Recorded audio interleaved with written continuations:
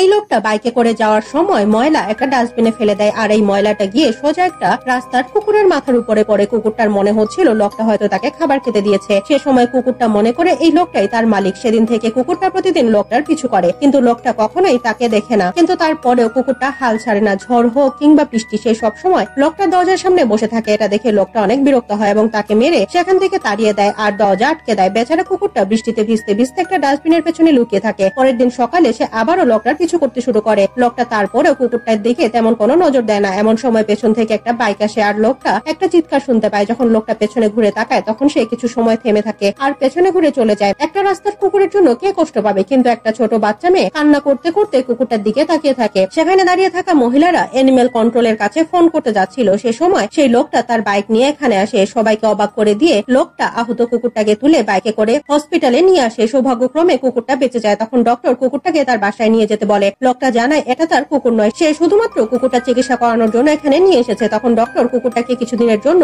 লোকটার কাছে রাখতে বলে আর কিছুদিনের মধ্যে কুকুরটাকে অ্যাডপশনের জন্য অন্য কারো কাছে দিয়ে দেওয়া হবে। লোকটা বাধ্য হয়ে কুকুরটাকে তার বাসায় নিয়ে আসে, কিন্তু বাসায় নিয়ে এসে তার আফসোস হচ্ছে। এমন সময় কুকুরটা সোজা টেবিলের উপরে উঠে লোকটা সব খাবার খেয়ে নেয় আর এমন করে তার দিকে তাকায় যেন কুকুরটা জিতে গেছে। রাতে কুকুরটা জানালার কাছে গিয়ে ডাকতে শুরু করে। প্রতিবেশীরা যাতে বিরক্ত না হয় তাই লোকটা বারবার কুকুরটাকে শান্ত করার চেষ্টা করে। প্রতিবার যখন লোকটা ঘুমানোর চেষ্টা করে তখন কুকুরটা তাকে বিরক্ত করে। সারা রাত এভাবেই কেটে যায়। যখন সকাল হয় তখন লোকটারও ঘুম কম হওয়ার জন্য চোখ একেবারেই ফুলে গেছে, কিন্তু কুকুরটা হাত পা ছড়িয়ে ঘুমিয়ে থাকে। যখন লোকটা গোসল করে বাইরে আসে তখন তার পা সেই সারপ্রাইজের উপরে পড়ে যেটা কুকুর তার জন্য রেডি করে রেখেছিল। অফিসে এসে লোকটা এত ক্লান্ত হয়ে গেছে যে সে ঠিক মতো কাজও করতে পারছে না। রাতে যখন লোকটা ফিরে আসে তখন বাসার অবস্থা দেখে তার মাথা ঘুরে যায়। সারা বাড়ি একেবারে লন্ডভন্ড হয়ে আছে। এখন লোকটা ধৈর্যের বাঁধ একেবারে ভেঙে গেছে। তখন লোকটার মাথায় একটা আইডিয়া আসে। সে কুকুরটাকে নিয়ে একটা পার্কে যায়। যখন আশেপাশে কেউ তাকে দেখছিল না তখন সে কুকুরটার গলার লিশ খুলে দিয়ে সেখান থেকে পালিয়ে বাসায় ফিরে আসে। কিন্তু যখন সে বাসায় আসে কিছুক্ষণ পরেই তার ডোরবেল বেজে ওঠে। এখানে প্রতিবেশীর ছোট মেয়েটা দাঁড়িয়ে আছে। তার মুখে একটা বিজয়ের হাসি, কারণ সে লোকটার কুকুরটা ফিরিয়ে এনেছে। শাস্তি স্বরূপ কুকুরটা লোকটার একমাত্র